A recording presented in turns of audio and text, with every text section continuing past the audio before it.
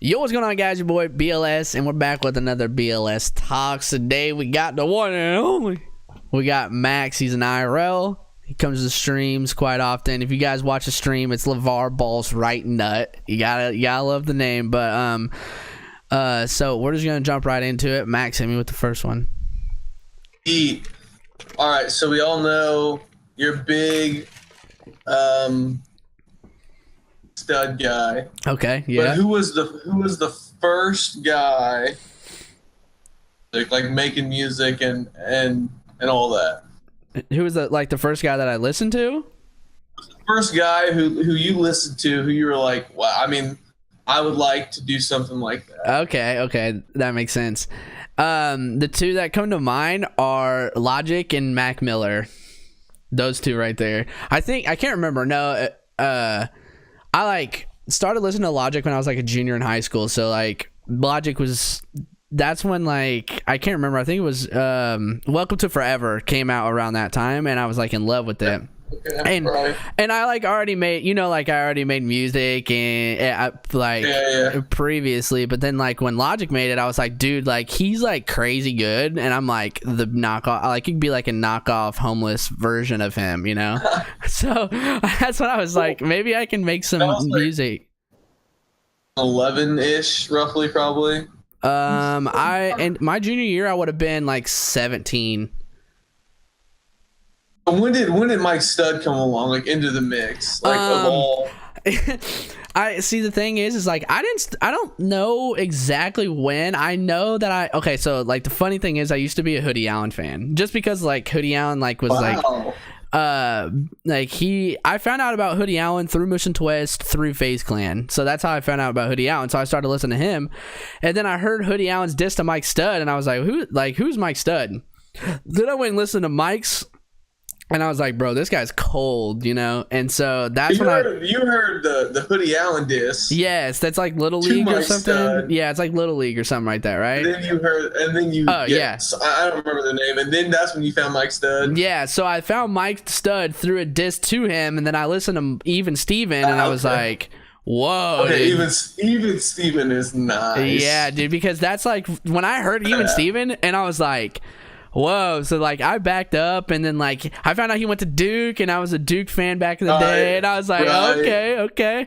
And then I started thinking okay, he was a star pitcher, could have went to the MLB, but then his first video went popping, he started being rapping. I was like, dude, that's dope. So that's when I started following him, and his music was pun music back then, but he makes real music now. So that's why I'm stupid obsessed with Mike now. Oh, it's definitely Mike Stud has definitely developed since Even Steven and that time the period. College days, just in general, you can definitely tell.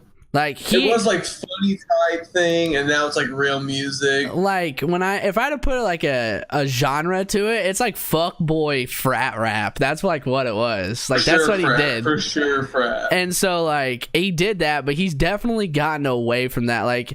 His hard songs, when he spits, that's when you listen to his old stuff, he's actually rapping. Well, when you hear his new stuff, when he's actually rapping, it's swaggish, it's not frat boy rap like he used to do back then. It's whole college lifestyle when he started. It's definitely away from.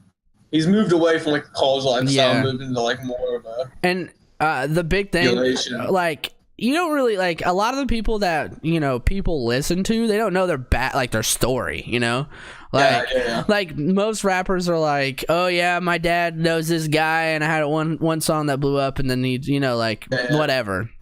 But Mike, it's just he had a story. The reason he started making music because he was bored as shit, and he couldn't play baseball because he had Tommy John. He got redshirted. Tommy John.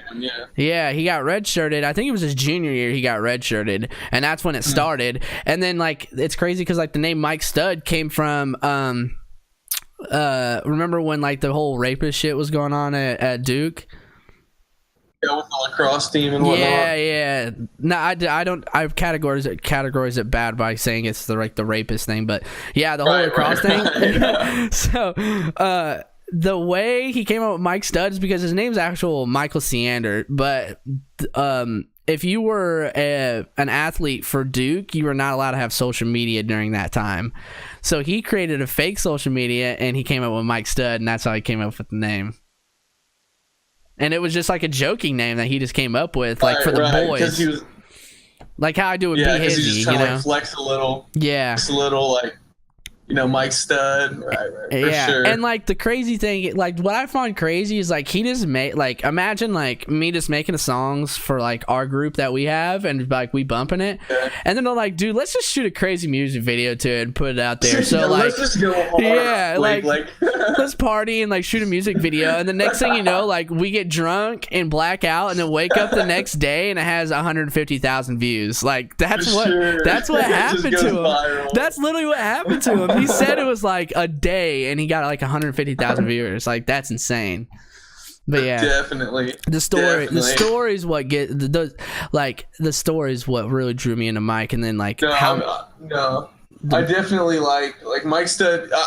If you for sure brought Mike Stud to our hometown, I feel like big time, spread it out. And I mean, I'm not the biggest Mike Stud guy, but I probably have 20 to 25 songs. Like, that's a lot, to be honest. Compared to most people, I mean, I'm sure you have more, but like, I mean, got it to Washington, and there's kids like in high school today who I know who like listen to Mike Stud, and it basically comes down like if you're the one, it comes down like a root of tree, like a tree's root system, where it just grows and grows down from that.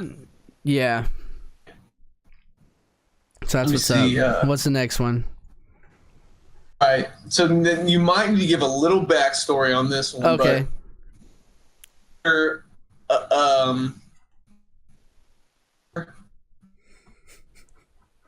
not personal experience, but a better experience when we won state in like 2010 and 11, like our high school. Cody's years, right? Or when, because you were in high school during those years, right? Yeah, I was. Cody won his junior and senior year, and I was a sophomore, junior those years. Right. Compared to like when you got to go watch the Warriors play. Oh, that's a good question. So are you like trying to compare the atmosphere? Is that what you're trying to get? Like what? I mean, not the atmosphere as a whole, but like for you personally, like getting to watch somebody who you walked around in the hallways with, you know, saw every day, compared to. And which one to you had like more of an effect on you? Okay, that's a good question. Okay, so people don't know, like my group, like Max and like a bunch of people, all of my IRLs. Max wasn't in high school, but I went to high school with Cody Zeller, who is in the NBA now. And so like he went to IU, was a star there, and then he's in the NBA, and he's doing pretty good, isn't he? I mean, he starts for the Hornets. And, he gets minutes. So like. And he signed like a 4 or 6 year, $56 million or something. I like that. There was something around there, like a 6 year contract, $56 million or something like that for the Hornets. So it's crazy because I had classes with him like in high school, and so like I guess it's cool that the fact like. If we're gonna talk to like comparing it to state, the only state that I went to was Luke's. I didn't go to the other two. 05? No, because here's the thing. It happened during spring break, and majority of the time we went spring break, my family went on vacation to Florida. So we would watch it on the computer in Florida. And so I didn't experience it live, but the Warriors game, let's talk about this. This was in like, okay, so it was the year that they broke the record. Like I went that year, and Steph was just going bonkers, like dropping crazy, and Kevin, it was Kevin's first year there and stuff like that. So I was stupid hyped. Like I wasn't a huge Kevin Durant fan. Like I was a Kevin Durant fan. I think he's an amazing player, but like Steph was my favorite player, and I was waiting for him to snap. And it was a good game. It was against the Thunder, and it was just Russ. So like it wasn't gonna be like a crazy game, but it was that. Okay, do you remember the meme where Russ, like the ball's inbounded to Russ, and he takes like 10 steps and has his arm in the air, where he's walking and travels? Yes, I was at that game. That was the game that I was at. So like I remember when that happened, but like Yeah. The thing is like it was like it's cool that I know Cody, and I've spent time with him when we were younger, and I hung out with him my junior year of prom and stuff like that. But like being at the game, and I was literally like I could have spit. Like I was after the game, I went down on the court. I could have spit on Steph and Kevin. Like that's how. So it was cool seeing them. I'd say that was a better experience for me than the other stuff. But it is cool the fact that we know Cody and all them, and they're that's that big. fair. I mean, and then me as a sports fan, I mean, I love because I watched Cody come up. I love watching Hornets game just to see 10 minutes of Cody playing. You know? I mean, it's just. It's surreal, and then now he's in 2K. He's in a video game and stuff like that. He's in 2K. He's got a card. Like you can go to Walmart and buy a Topps like trading card and get a Cody Zeller card. That's it's just crazy. Cool to see like all of that stuff. Someone that like, especially like me, like when I was younger, we used to go to church all the time. We went to Antioch, and like the Zellers and Tom and Marsha Boyd and all the Boyds like went to Antioch. And I don't know if you remember Harris Barwick and Addison Stahl. I remember Stahl. I don't remember the other one. Okay, but well, we were all close. All of us were close friends. So Sunday night we would go out to Tom and Marsha's, and the parents would play cards, and the kids would play ping pong, pool, pinball, basketball, whatever. And Cody and Tyler and Luke would always be there. So like I hung out with them like every Saturday for like 4 years. So that was like something crazy. Like you don't expect like something like that. And some guy who you were just playing playing pig with. Yeah, and in the garage. In 2009. Yeah. Alan Ross. Now he's playing with LeBron James. Yeah, exactly. It's just insane. It's like crazy to think about how we know someone who's so big in the NBA. Like he's a big, he's a huge player in the NBA. He's not like LeBron, but you know what I'm saying. But like Charlotte loves him. I mean, he definitely he's known. Yes, 100%. Like, and have you ever been at like Mi Pueblo when he comes back? Oh my Lord, it is. Okay, so I gotta tell you this story. So I took my mom out just a random night. I was like, hey, let's go to Mi Pueblo. I'm down. And the place is like pretty empty, and it's on a weekend. It's like on a weekend late night, like Saturday maybe. So I mean, it's pretty packed, but it's not like stupid packed how it usually is. And this was after Cody was like found out he got his like big signing and everything, and we didn't expect to see anything. Well, I see Lori walk in, and I'm like, hey mom, there's Lori. And then Steve walks in, and they sit down, and I say hi to Steve. Every time I see Steve, I say hi, but he has no fucking clue who I am anymore because I've grown and changed so much. So so I always say hi to him, and then they sat down. We were like in the right room, and we sat down in the booth, and they sat at one of the tables. And then like 5 minutes later, Cody walks in, and it was so funny because like he sat down, and before he can even sat down, 3 kids ran up and were asking for his autograph, and I was like, okay, it's about to like get crazy in here. By the time he was done eating, I shit you not, there was literally like 50 people outside Mi Pueblo waiting for him. Not kidding. It's like someone like posted it on Facebook, like Cody Zeller's in town at Mi Pueblo right now, and everybody just like got in their car and went there. So like it was funny. Like every time I've seen Cody or Luke, for the most part, it seems like Tyler doesn't come around as much. But Cody or Luke, it's either at Mi Pueblo or Bob's. Like I'm eating and I see him, and I'm 100%. Like, well, look over there. There's a 7-foot tall man, and they're just swarmed. It has to get annoying, I would think. Like I feel you're like just trying to eat a stromboli or something. I feel like it's I think it's like positive and negative for them. I think it's more positive because like literally I think it's cooler for them to think about it's cooler for them to go out to Charlotte and meet like fans from Charlotte, but it's cooler to come to Washington and meet people who watch them in junior high. Like I think they think that's cooler to him.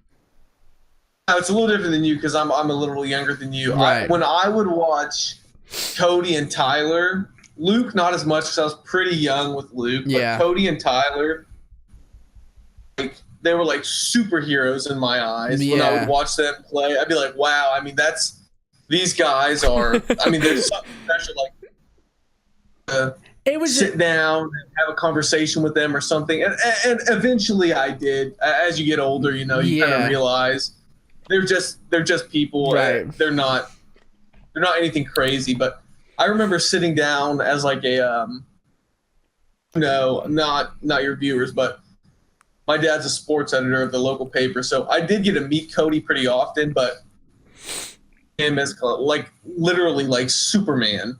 Right. And so as I got older, I would meet him, and you can just have normal conversation with him. He's just a normal guy, but it was just so cool just talking to him, having a regular conversation, and talking about, like, you know, other things outside of basketball and this and that. And I'm sure you had that, like, in high school with, you'd have a class with them and you could just sit there and be like, well, you know, I missed number 6 on the English test. I didn't understand that.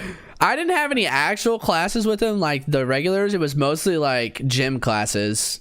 Because I mean, I got dominated. Yeah, well, here's the thing is, like, I had my junior year, I was a cadet teacher, so he was like, him and Adam Lane were always like, they had off periods for some reason, and they'd go down to the weight room and we'd be down there, and then that's when we would talk to him. And then same thing was he, when I was a senior, he graduated, but like I didn't have like actual classes with him. It was like 95% gym classes that I had with him.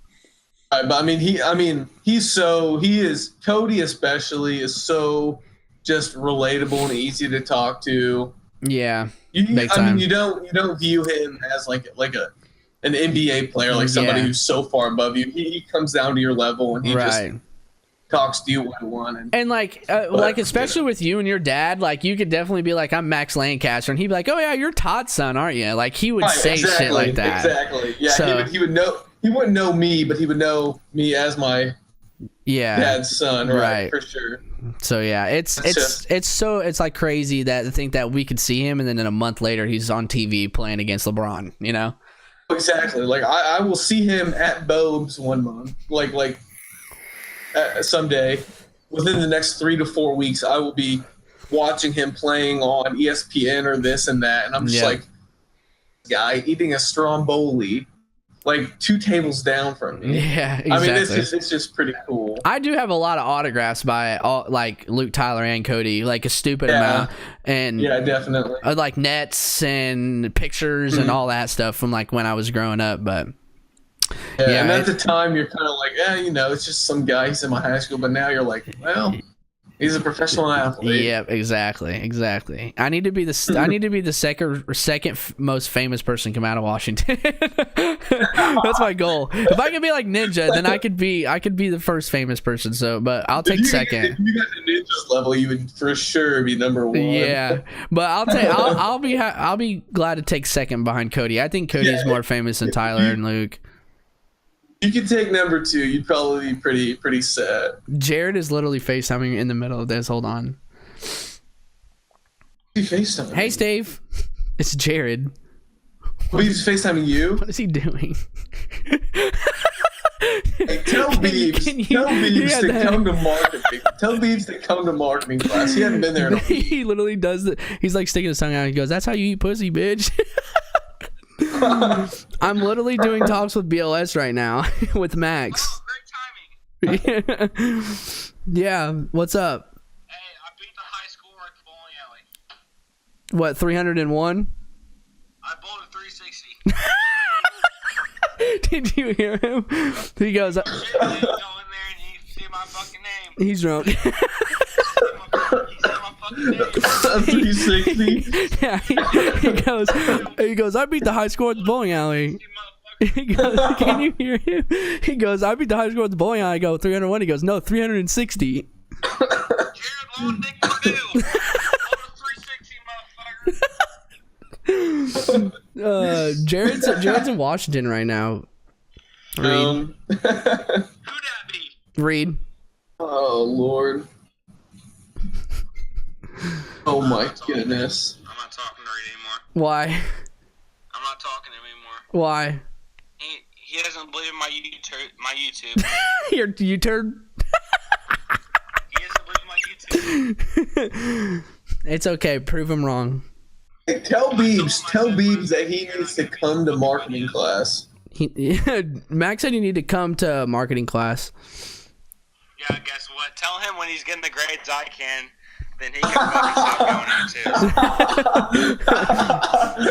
Tell him, yo, he ain't get. Reed said that he does believe. He said, I never said I didn't believe. He said buying a GoPro is fucking stupid. I'm like, how? Dude? I need that. He's like, what the fuck? You're never. I'm like, I'm not saying I don't believe in you. I'm just saying you're not gonna make it. I'm like, okay, fuck. What the fuck does that mean? Jeez. So you guys went to the bowling alley and drank? Yeah. Listen, these motherfuckers don't believe in me. Special guest. But guess what? What?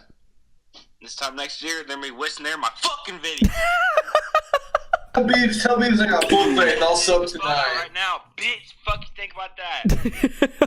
I'm drunk and I'm gonna edit a fucking photo. Do it. You know why? Why? Guess who started photography? Guess who started a photography business? You did. No. Who? Guess who started a photography business? Who? Like guess who is literally doing photography? I don't know. Luke Fields. Nice. Oh, I saw that on Instagram. There's fucking like that makes me mad. I'm not like you, but that makes me mad. Because I bought all my shit. I mean, you don't pay for shit. Facts. Bitch ass. So I'm gonna fucking edit a fucking photo right now and post on my IG. Fuck you think about that? All right, I'll like it. Like that for sure. How many you got in your Twitch chat? Like fucking 60,000? Tell on. He just hung up. He hang up mid-sentence. He just hung up. He's definitely gonna call back, so let's wait for the next question. He will definitely get a call back. All right, let's see. What's the what YouTuber phase 5 that got you into YouTube big time? But what was the Twitch streamer or both that got you into YouTube and or Twitch? So which Twitch streamer or YouTuber You can do both. Which YouTuber got you into YouTube and which Twitch streamer got you into Twitch? This is a good one. I like this question. The YouTuber that got me into YouTube and like making Call of Duty videos, 100% love the guy, follows me on Twitter. Shout out to my boy Fakey. 100%, dude. FaZe Fakey was the one. Like I still remember. It's crazy because I still remember the trick shot that he hit. It was a care package that he threw in the crate. It was on high rise. Was it high rise? Okay. I think it was high rise. Yeah, high rise. Threw that, and he care package stalled and hit the kid. Suicide. And I was like, holy balls, this is going to be crazy. So, Fakey was the one who got me started doing YouTube and trick shotting and start recording and stuff like that. 100%. I guess Optic Predator was another one. Like, that dude was insane. And the editing that he had on his montages was stupid. So, I'd say Predator, but more Fakey than anything. And then Twitch is a good one because I didn't watch a whole lot of Twitch until like when I lived in Michigan. That's when I started like.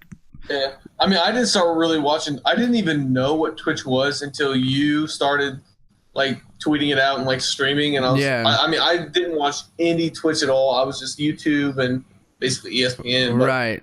So I had I don't even think I knew what Twitch was until you started streaming, and that's kind of when I got on like the.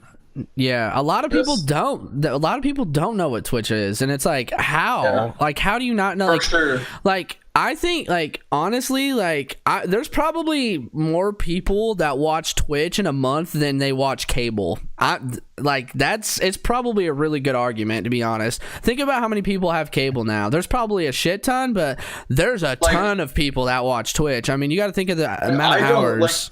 Like, in our apartment, we have TVs and a projector, and we don't have cable. Everything we watch is online. It'll be YouTube, Twitch, or some sort of live stream sporting event. Like, we do not use our cable at all. Yeah. YX, thanks for the follow, man. We're doing a podcast right now, so thank you for the follow, man. Yeah, like nobody, like, I mean, Netflix took over big time, and then now you get like jailbroken stuff. Like I have a jailbroken Amazon Fire Stick. Like you can watch movies when they're coming out. Like, you know what I'm saying? So like it's taken over. So like Twitch and YouTube are just like two huge things that I feel like that I don't even need TV because I have Twitch and like you can watch enough stuff on Twitch and YouTube that you don't even need your TV anymore. YouTube, like you can find if you want to see something that like happened in the news or sporting or just like anything, you can just Google it or YouTube it, and you'll find a video that was posted within the last basically up to date. Yeah. And right. all of those big like media, like cable media, it's going away. They all now just post to the internet. Like everything I watch comes from the internet in one way or another. We use no form of cable or anything. Yeah. I don't know how, like, TV, like DV, like having a cable box to watch TV won't be in existence in 20 years, in my opinion. It will, like, those companies will be gone. They'll have to 20 years for sure. I think it'll be out the door. But you asked me who made me start streaming. Yeah. When I started watching Twitch, I was a follower of like Shroud and Ninja and Summit. Those were the guys that I watched a lot back in when, you know. Solid group. Yeah, so I seen that, and then I kind of just like went off the branch, and I was like, okay, these guys are huge kids, but there's obviously got to be like smaller people. And then like I seen people, and I was like, I would go to people's like streams and I'd be like, they're trash, honestly. Like, this is a trash stream. I can do better than this. So like that's why I was like, I'm gonna start streaming. Like, sure. It was just like, and YouTube was definitely the top dog, but like Twitch has definitely made its way up with what they've done with like Twitch Prime and bits and stuff like that. So I mean, usually like, especially lately, like 5 years ago, like it was all the YouTubers that were like the big rich people, but now look at Ninja. That's all I gotta say. I heard Ninja's like new because he just moved to a new house. I don't watch Ninja a lot, but his new house he just moved into, I guess his streaming room is worth like $150K. It's more, like, it's 200. It's over 200,000. Yeah, like that is nuts to think about. That is wild. I just gotta interrupt. Jared's in the chat now, and he said my phone dies. And then Reed says, "Beebs, I need to talk to you." And then Jared said, "I'm gonna send you the photo when I'm done." And then he said, "Nope, I don't want to talk."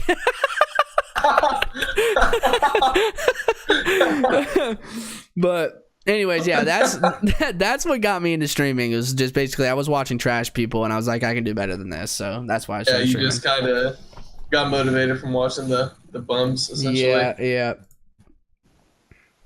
So, all right, hit me with the next one. This is a question I got, and I didn't know how to answer it. I got this one last year during my college, not visit, but like when you first go to school, you know what I'm talking about? Like your orientation type deals? Orientation, yeah. Okay. I was asked, and now I want to defer this to you because I told them I have no idea. Okay. You were an ice cream. What kind of ice cream would you be, and why? Oh my goodness. It's kind of wild. That's a weird question, but I would sure. That's what I was thinking. I would have to say like the casual answer would be vanilla because I'm white, but I'm gonna go ahead and throw you a curveball, and I'm gonna say cookies and cream. Here's why. Because I'm a white boy, but I got some black traits. That's all I gotta say. Got some bars. We spit the bars. Hip hop's the black music, so we got to throw, and like cookies and cream. Is it cookie? I mean, there's a couple different, like you can do like cookies and cream or Oreo. Like, it's basically the same thing. Same thing. But it's basically like vanilla ice cream, and you got the little dash of the cookies in there. The little dash of the. It's a little something that just throws you off. You're like, oh, whoa, what was that? I wasn't ready for that. Like that dude who cuts meat. They just throw the cookies on it like that. And bam. Yeah. So that's an They asked you that in orientation? I'm gonna be straight. It was my orientation when I came here last year. In a group of, I would say about girls. How do I put this nicely? You don't have to put it nicely. It was not the most attractive group of females I've ever laid eyes on. And that's honestly, that's surprising for USI because there is a lot there. I'm pretty sure the girl to guy ratio at USI is like 3-1, is it not? So I mean, it's at least 2-1. Yeah, I mean, but 3-1 would not surprise me because of the nursing program and all that. Oh but, yeah, dude. I mean, it was definitely. I was like, I was sitting in that circle and I was like, man, we can do better than this. I know we can. I mean, you obviously went and you went for the leap because you actually went there, and I know you've seen some like every time you go out, you're just sure. You're definitely like looking at some chick's ass and you're like, yep, she's pretty hot. Why wasn't she as my orientation group? Around in this orientation group, and I was like, I mean, we got an average. Now, I'm not saying I'm something special, but about a 3.1. Ouch. That hurts me. That hurts me inside. And then we went around the group asking about ice cream flavors or something, and I was like, you know what? I'm gonna take a pass on this. You didn't answer? I did not. I refused. Well, yeah, it's a very odd question to be asked. What kind of ice cream you are? It's like, what? There was nobody in the group that I was trying to impress at the time, so I just took a pass on that one. Yeah, I would have too at the time. Yeah. All right, hit me with the next one. What was your favorite high school experience? Favorite high school experience. Yeah.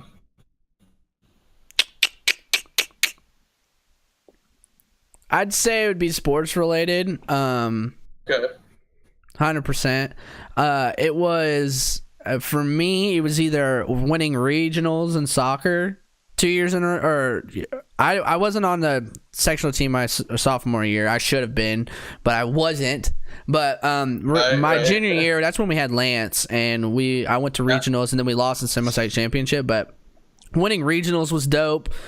And then this is gonna sound hella corny, but I don't even care. Advancing to out of semi-state in bowling 2 years in a row. That was pretty epic.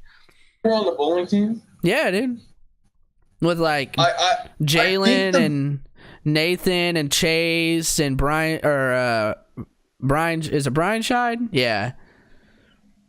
No, Zach Scheid. Brian's his dad. I knew I was messing something up. But like Zach Scheid was on it, and yeah, like Jalen Hyde and Nathan Saul and Chase Reagans, and like we had a crazy good team. I didn't know we had a bowling team until my sophomore year. For real?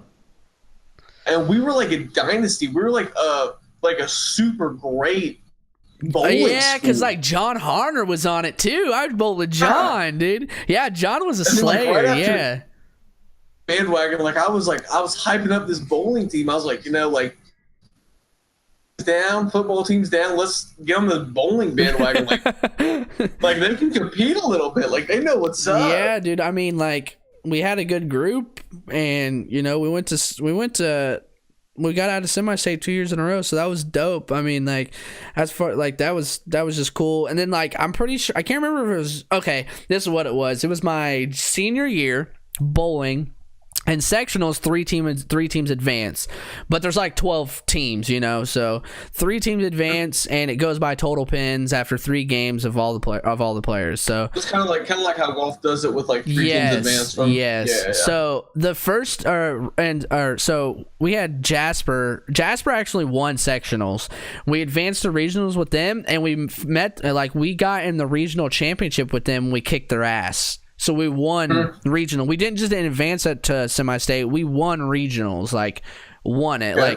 Like in sectionals, they don't give you a trophy because you advanced. Like you had to win, and those people got the trophy. Right. So yeah, we kicked Jasper's ass, and it's always it's always a victory when you beat Jasper. Regardless what it's in, you beat Jasper. Jared's cracking me up. He's literally putting in the chat right now, I want to be on BLS Trash Talk. Trash talk. Yeah, I think he's got it confused with Gary V's. Gary V's. He's got a series where he goes and flips stuff, and he calls it trash talk. I don't know why Jared's calling it. You were on that, weren't you? Yeah, the last one. I dude. saw you tweet that. That was so dope, dude. Yeah, about the mug. Yeah. Trash talk. Hashtag mug life. I could see Beebs jumping in here just trying to roast. I know. Everybody. He's thinking it's like an actual roast. Yeah. Good. All right. Hit me with the next one. The last two I have. Okay. Somewhat. They're both sports related, and they kind of, in a way, relate to me. But now I know you played golf with my brother and whatnot, but that was a classic. What is your favorite? Opinion on that one, but what is your favorite golfing experience? Golf in general is amazing, and it's very underrated. And especially, it's very, very underrated for people our age. I love golfing. Yeah, I think agree. I love playing golf. Like, I love playing golf. There's like so many opportunities that I wish people would just invite me every time they went, because I probably would go, honestly. But yeah, I would definitely go. There's not there's no good. There's like the best feeling. There's three really good feelings for me. Okay. As far as golfing, I don't know what the great moment was, because I was I was an average golfer. Like if I golfed well, I was in the like low 40s. Like I had a 39 one time, and that was in North Davies, like at Crane. Okay, but that's not bad. Like if you're a low 40s golfer, like amongst the rest of the people, right. I mean, that's not bad. Yeah, I mean, I was on varsity my sophomore, junior, and senior year, but like I didn't really get to where I was low 40s until like the end of my junior year, then my senior year. So, but I got medalist the 39 at Crane. That was a dope thing, but. As far as golfing for me, the best feelings is one, knocking a solid drive long down the middle of the fairway. Can't beat that.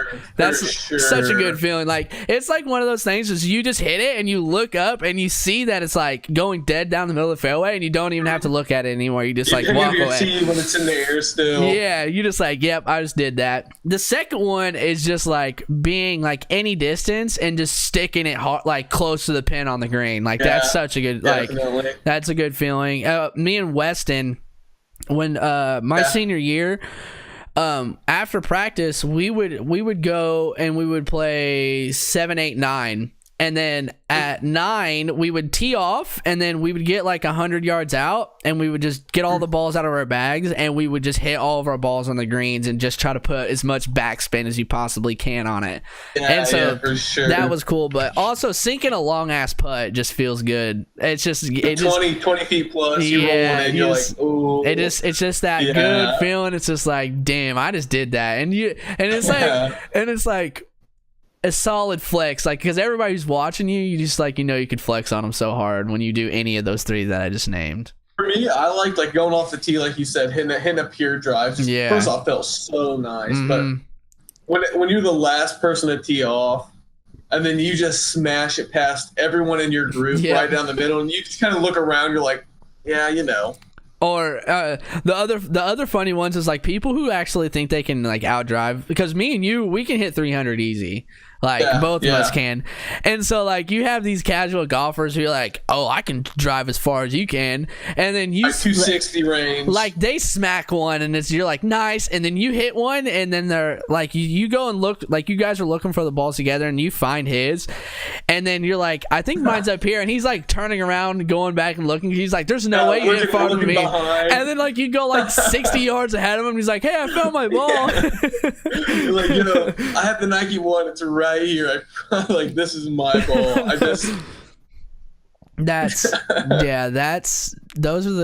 Golf is just great. And the crazy thing is I got Jared liking golf, and he's never golfed in his life, and I can't remember who we went with, but we went to Pride's, and he enjoyed it. But even Patty started playing golf recently. Yeah, Patrick it was me. I think it was me, Jared, and Patrick that actually went, and Reed. Jared, Patrick, and Reed. I think everybody sleeps on golf until they get out of high school and start realizing there's not much to do. You start playing golf, you're like, yeah, and like we have nice golf courses around here. Like I want to go to Victoria again.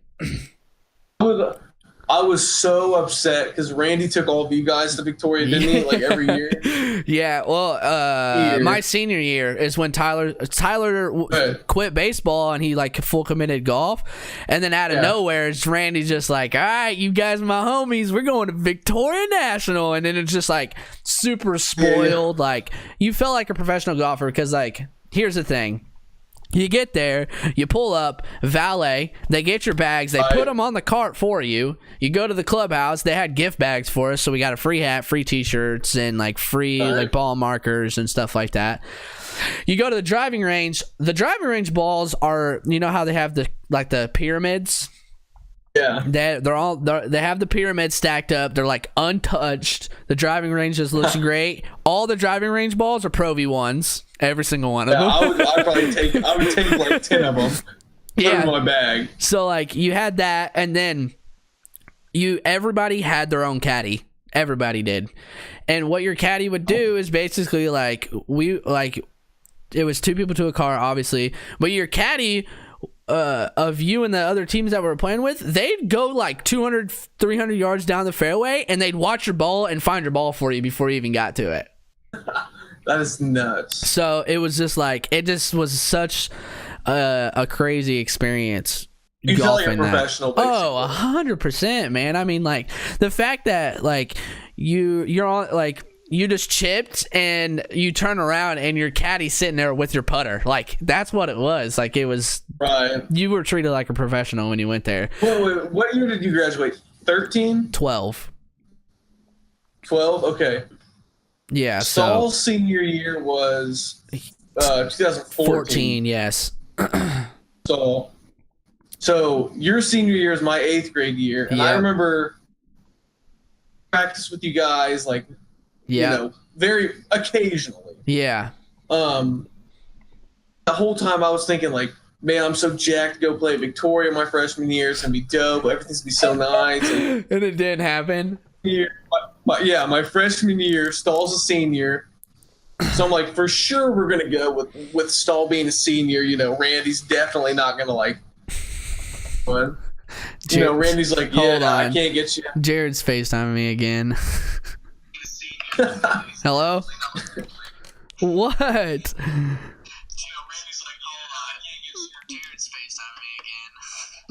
of fucking questions are these? Bro, get over it. I'm on this shit right now. Not right now. Some real fucking questions. Not right now. Hey, tell Beebs we're both JV basketball players, so get over it. Okay. How do I do it? You want to do another one tonight? Yeah. Do you have to download? 10 fucking questions, just like maybe a few. You have to download Discord. Download Discord. Yeah. How in the fuck? Just go to discord.com and fucking download it? Yeah. Like it's on your computer. And then in the chat you do !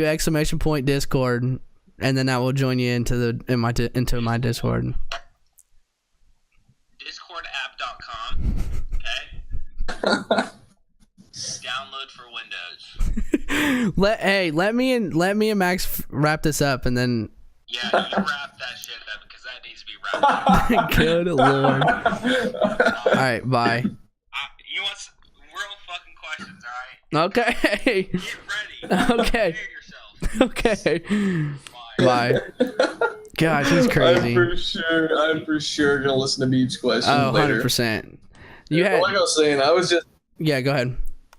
Freshman year, I was just that just much because it's so nice there, and I was like, come on, Randy. Well, you played at like not Gall Run, Donald Ross and stuff like that, didn't you? Yeah, we played at the Donald Ross. I mean, we played at nice courses still. Yeah. The one I wanted to like kind of get off my bucket list per se. Yeah, that's definitely a dope place too. Yeah, we didn't get to play there, and me and Stahl got a lot of arguments. I remember I ended up fighting him on the bus as a freshman, but You know what I just thought about? We're talking about my greatest memory in golf. I actually know exactly what it is. All right, if it's still the same one I'm thinking of, I'll tell you what I'm thinking of, but go ahead. Okay, my greatest golf memory is, I think it was my senior year, and we were playing against Princeton. And I think it's the same one I'm thinking of. 17,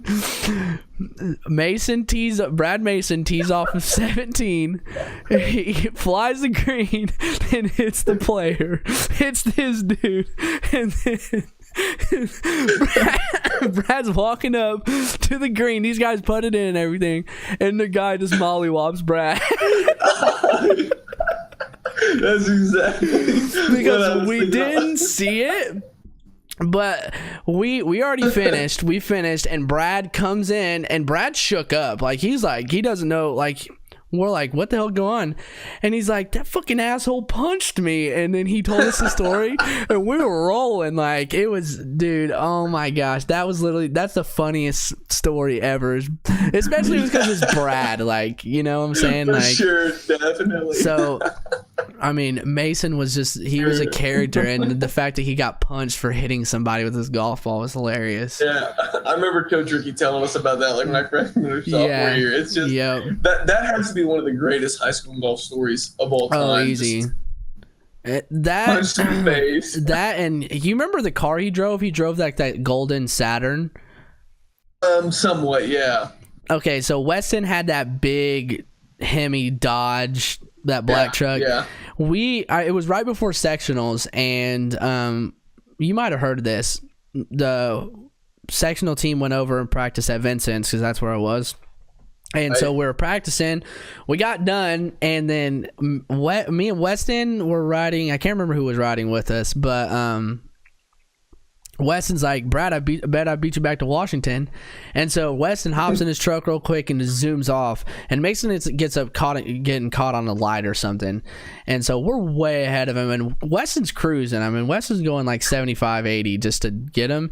And we're like 3 miles from Wheatland, and Weston looks back in his rearview mirror and he's like, what the fuck is that, Mason? And Mason passed us going 120 miles an hour in his Saturn. And he beat us back. I mean, I can't remember who was riding with him, but I think it was your brother, honestly. I think your brother was riding with him. And they just fly by us, and Weston's like, I'm not even going to catch up with him because there's probably going to be cops up here after the Wheatland light. So Mason literally meets us back, and you know where they used to park all the buses, like close to Main Street and like the Tucks? Yeah. That's where we were meeting. So we all were going back there, and we're going back there, and we pull up. Like, Mason killed us, like beat us by like 5-10 minutes at least because he was hauling ass. We get back, and Mason's car overheated and was smoking. We pulled up in the driveway, or in that parking lot. Mason has his hood popped, and there's just smoke rolling from his engine. And it was so funny because we were like, Mason, how fast were you going? He was like, well, when I passed you guys, I was going about 120. The bad part about that is Devin Root snitched on us and told Ricky. Oh my God. Me, Weston, and Brad were the captains that year, and we all had to do flags. And then Ricky got Root would have pissed. been about your age. What? He would have been about your age, wouldn't he been? Who? Maybe a year younger? Devin? Yeah, he was a year younger than me. That's ridiculous. Yeah. That he would snitch. But here's the thing. He didn't, on Devin's part, I guess he didn't realize it. He was telling Ricky as like a funny story, like, "Oh, guess what, Ricky? Okay. We raced back from Vincent's. Like, you got to be an idiot to tell your coach this, but we raced back from Vincent's, and Brad was going 120 miles on an hour on the road, and Ricky just lost shit. We ran that practice that Devin was like, typically you can tell that to Ricky, and Ricky, like a lot of stuff you can tell to Ricky, and Ricky just like laughs off. Yeah, it's like, well, he was not happy about that one. He was not. I understand why he wouldn't be. Oh man, it was like one of those things. Is like we showed up to practice because Devin was there before us, and we were like doing our warm ups, and then Ricky's like, he's like, Hicks, Mason, and Wes, get on the cart, and we like start driving. we did sprints behind the like on the rough on one between the fairway and the range. Ricky's just driving out there, and we're like, what the hell? We don't even have our golf bags. Ricky drives out there, and he parks it, and he's like, all right, guys, so I heard what happened, and I'm not happy at all, so you guys are running. And so he made us do, like, sprints. But here's the funny thing. I kind of said this to Ricky. So he made us do, like, sprint. Like, we did, like, 5 sprints. And we basically we were, like, at that tree, and we had to run to the tree line and back, like, 5 times.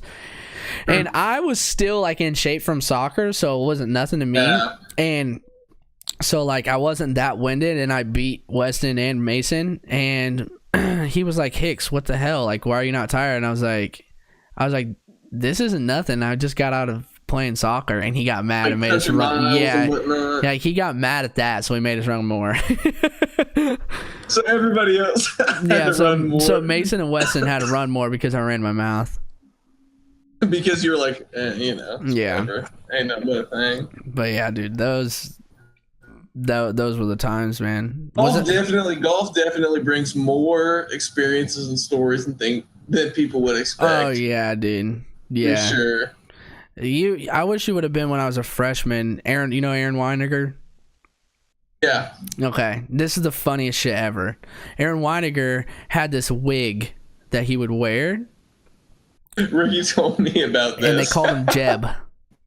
Yeah. And you know how Aaron is. He's all like all goofy and stuff when he's. But when he put this on, you ever seen Liza do her jet? Yeah. It's similar, like straight face, super country, like weird. And so he put this on, and they were. I think they were at oh shit, what's it called? It's like where all the local teams have. Is it conference? Is that what it's called? Yeah. We were at conference, and I can't remember where we were golfing, but it was nice. And he put like Aaron wore the wig, and he put his name down as Jeb. Was it Christmas Lake? Maybe. Is the first tee? The first tee is like long and downhill. Yeah. So it was that one, and Aaron wore the wig the whole time, and he went as Jeb, not Aaron.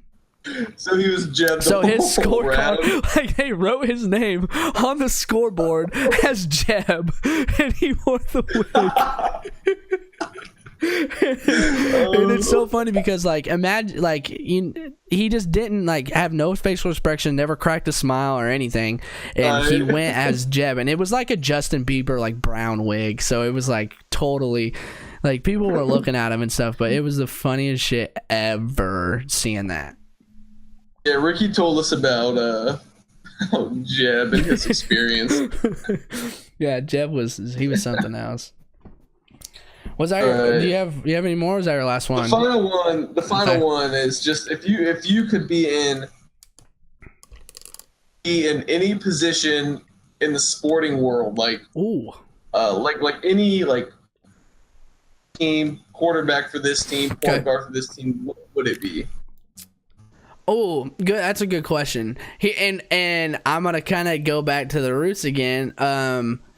Honestly, being in Tiger's position would be amazing, or like even Ricky or Phil. Like being a professional golfer would be absolutely amazing. Like if I was like had the ability just to be like insanely good at golf and be a professional golfer, I'd probably do that. But here's the thing: I almost pursued this in high school, but Kelly Brashear didn't want me to. I was gonna be a kicker for the football team. Definitely a kicker. A kicker would be a kicker for any NFL team. Literally, you kick a ball and you'll make minimum $50K. Like way more than that probably. But like I'd say you will make at least $50K. You could probably be a third string and make $50K. You'd be a backup kicker making honestly probably $150K. Yeah. So like. And they have all they do is just kick a damn ball. I mean, I've been doing that my whole life, so yeah. I would probably be a kicker, and I wouldn't care what football team it would be for. That's an easy job. For sure. Just kicking field goals. Definitely. So yeah, those would probably be the two: being a golfer and a kicker. That's all I got for you, though, Brad. All right, man. Well, I appreciate the questions. It will be up tomorrow if you want to check it out. This was going to be a long one. I already know. This was going to be close to an hour. Oh my This was lord. gonna be close to an hour. Easy. But yeah, I appreciate all the questions and thanks for coming on, man. For sure. I'll talk to you later. All right, sounds good, man. See ya.